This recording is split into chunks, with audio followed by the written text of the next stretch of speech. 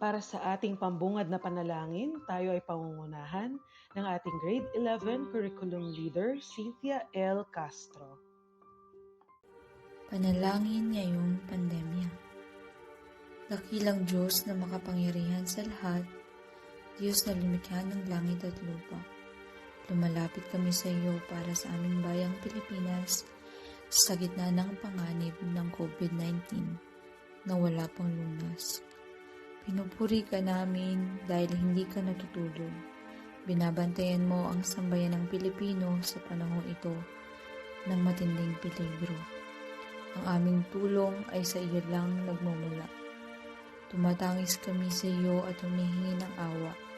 Iligtas mo po kami sa panganib na ito. Ikaw lamang ang aming kanlungan, sa iyo ang tiyak na kaligtasan. Iligtas mo kami sa nakamamatay na COVID-19. Ipagsanggalang ang aming bayan mula sa bitag ng karamdaman. Bigyan mo ng karunungan at pagkaunawa ang aming Pangulo at lahat ng sa aming naglilingkod at namamahala. Gabayan mo sila sa pagbuo ng mga patnubay, strategiya at pagkilos sa pagpapunyaging ang COVID-19 ay mapuksang lubos. Pangunahan mo ang mga pulis at mga sundalo upang mangibabaw ang kapayapaan at kaayusan sa lipunan. Bigyan mo ng kalakasan at kakayahan ang mga manggagamot at mga naglilingkod sa pagkalinga sa mga may sakit at natatakot at sa pagpapanatili sa karamihan na malakas at ligtas sa sabot. Gabayan mo at pangunahan ang mga siyentipiko upang mabilis nilang mahanap ang lunas sa peligro ito. Sa panahon ito ng krisis, tulungan mo kaming maging mahinahon at huwag matakot sapagkat ang takot ay hindi mula sa iyo. Pagkaloob mo sa amin ang pananampalataya at pag-asa at pag-ibig. Binigyan mo kami ng wastong pag-iisip at kakayahang kumilos ng maayos. Ayon sa iyong banal na salita, binibigyan mo ng lubos na kapayapaan ang mga taong sa iyo'y tumatalima at nagtitiwala. Panalangin namin sa gitna nitong pandemya ng COVID-19, pagkaisahin mo sa iyong pag-ibig ang sambayan ng Pilipino. Muklurin mo kami sa kapayapaang sa iyo lamang nagmumula. Ipagkaloob mo sa amin ang tunay na pag-asa. Pagalingin mo nawa ang hidwaan ng aming bayan at igawad mo sa amin ang iyong biyaya at kalakasan. Ito'y aming dalangin ng may lubos na pagtitiwala kay Jesucristo na ating Panginoon at tagapagligtas. Amen.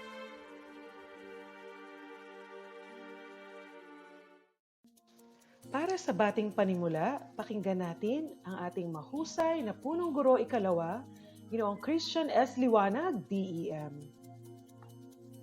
A pleasant day to all the Work Immersion students, teachers, and parents of Laura de Leon Halili High School. I hope that you're all safe at the comfort of your homes. Come next quarter, the senior high school shall offer Work Immersion subject in the second semester of school year 2020-2021. Though we continue to face the pandemic, we shall carry on with the implementation of education in the new normal. To succeed in this goal, we shall strive to develop the competencies of the learners, especially the senior high school, through Work Immersion. In the past, the Work Immersion activities in our school had succeeded in cultivating the learners' values in terms of work. Today, let us retain the culture of education while at home, because our homes may also shelter us with relevant learnings and competencies with the assistance of your parents and guardians. Dear students, parents, teachers of Laura de Leon Halili High School, Let us pick up the threads of work immersion amidst the pandemic, and together with your teachers in the senior high school, we shall strive for quality education. Thank you very much and stay safe.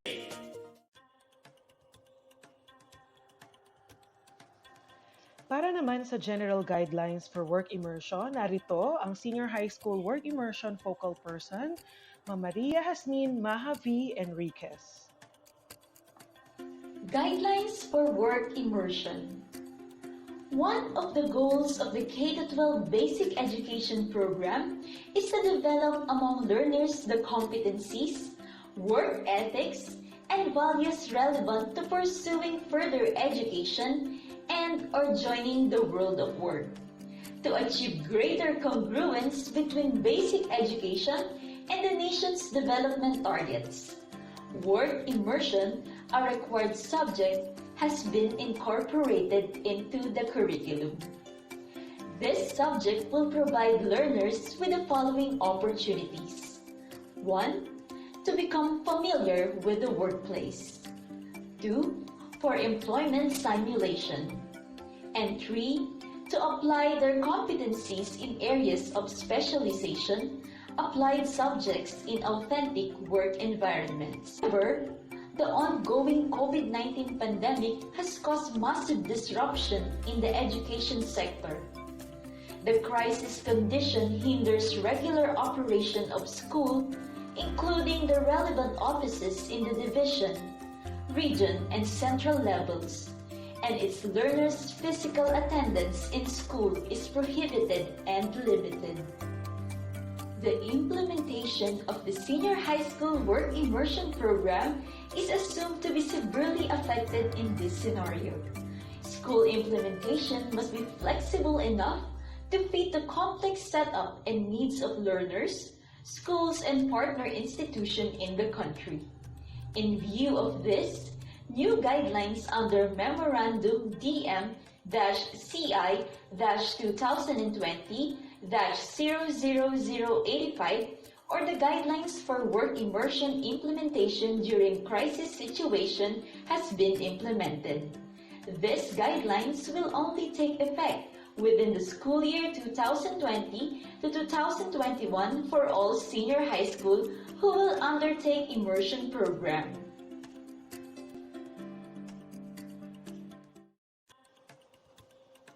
Para sa karagdagang guidelines for work immersion, pakinggan natin ang Senior High School Subject Group Head ng TVL Home Economics, wala pong iba kundi si Jocelyn P. Piadoso. Under the new guidelines, Technical Vocational Livelihood TVL track will undergo work immersion program as stipulated in Debit Order Number 39, Series of 2018, entitled Clarification and Additional Information to Debit Order Number 30, Series of 2017, Guidelines on Work Immersion. General Objectives.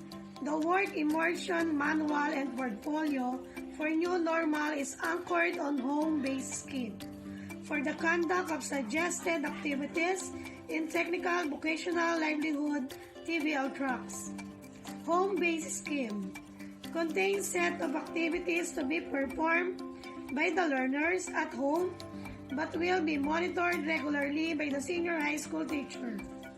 This scheme is applicable only for learners with available materials, tools, or devices that can be used to demonstrate their competencies. Guided by the learning competencies, the teacher and learners need to select the activities to be performed. General Objectives. The Work Immersion Manual and Portfolio for New Normal is anchored on home-based scheme for the conduct of suggested activities in Technical Vocational Livelihood TVL tracks. Home-based scheme contains set of activities to be performed by the learners at home but will be monitored regularly by the senior high school teacher.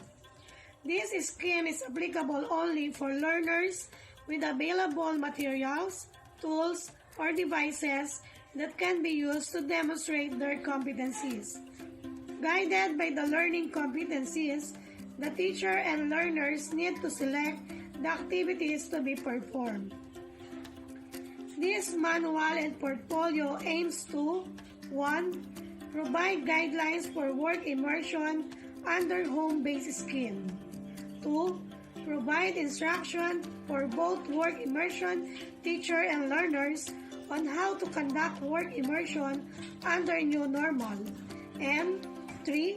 Provide learners portfolio format that will reflect their overall learnings and serve as the basis for their evaluation. Pakinggan natin ang susunod na bahagi ng ating orientation, ang work immersion process. Work immersion has 3 processes. First is the pre-immersion, next is during immersion, and the last is post-immersion. For the pre-immersion process, step 1, attend the work immersion orientation. All responsibilities, paperworks, and other important details pertaining to the work immersion will be explained by the immersion teacher. First bullet, walkthrough of the parts of the entire work immersion program. Next bullet, explanation of contextualized activity and scheme, or home-based scheme. Third bullet, forms of assessment, and the last bullet, other important matters, reminders regarding the work immersion. Step 2. Attend the next immersion class. This will be done online through Messenger. Your immersion teacher will conduct a discussion regarding the following topics and provide you with supplementary materials. For the first bullet, resume. Second bullet, cover letter. And last bullet, work ethics. Step 3. On your next immersion class, your teachers will also help you identify and assign the following: home-based immersion schedule and the list of tasks or activities to be done anchored to the learner's specialization.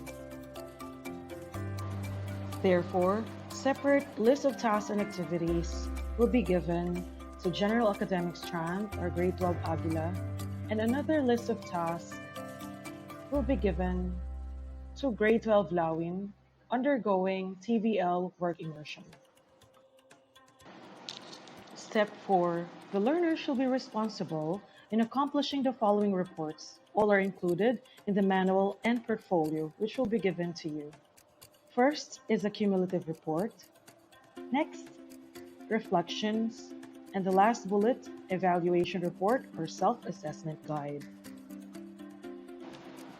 And step 5, complete the immersion requirements. Learn as much as you can and have a great time. Attend the final immersion meeting.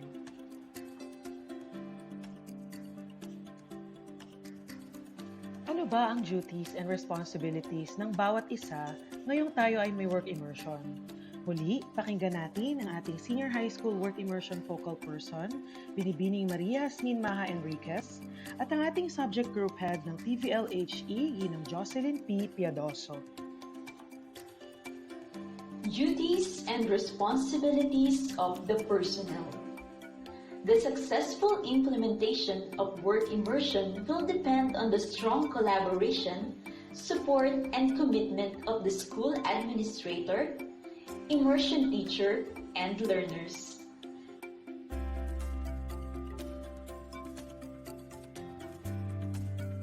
The work immersion teacher or advisor.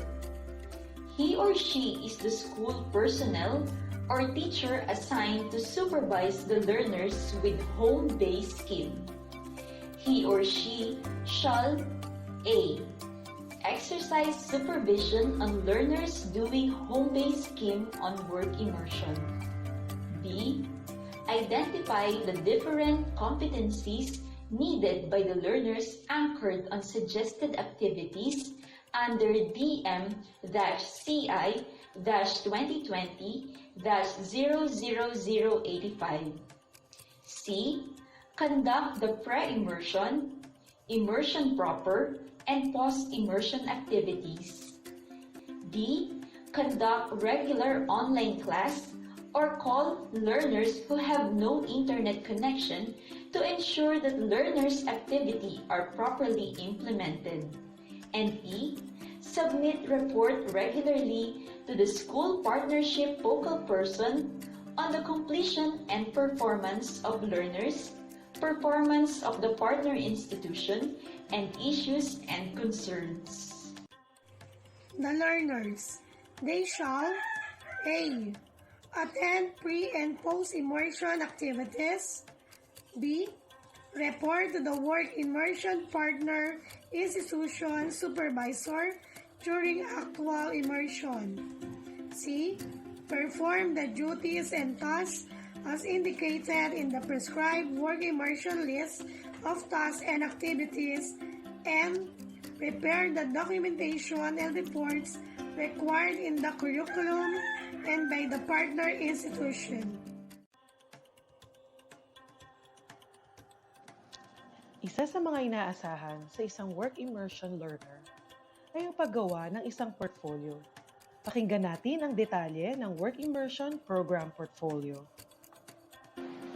In your Work Immersion Program Portfolio, the following are the expected learning activities or tasks. Writing a cover letter for immersion, sample cover letter, rubric for cover letter, resume preparation, resume writing tips, sample resume, and rubric for resume. Also included in the Work Immersion Program Portfolio are the following: calendar of activities, immersion schedule, list of tasks and activities to be done, sample list of tasks and activities to be done, and sample self-assessment guide or SAG. You will also be tasked to accomplish the following: cumulative report, rubric for cumulative report, reflection, and the summary of work immersion grades. At dito nagwawakas ang Senior High School Orientation sa Work Immersion.